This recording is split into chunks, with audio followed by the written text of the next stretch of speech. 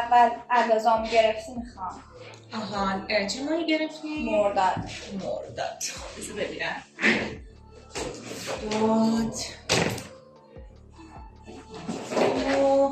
این امسال انجام دادی؟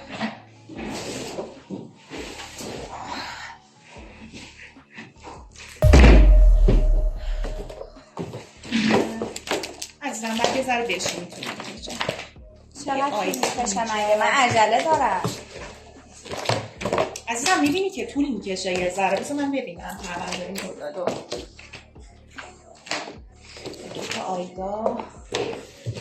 فامیلتون؟ عنایتی. A few moments later.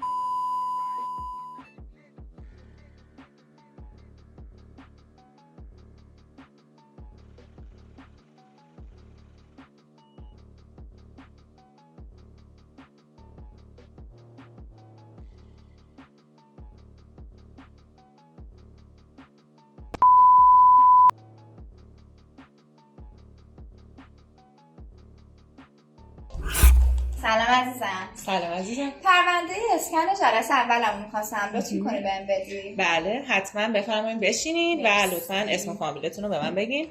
آیدا عنایتی. آیدا عنایتی. خب ببین عزیزم این بدن اولی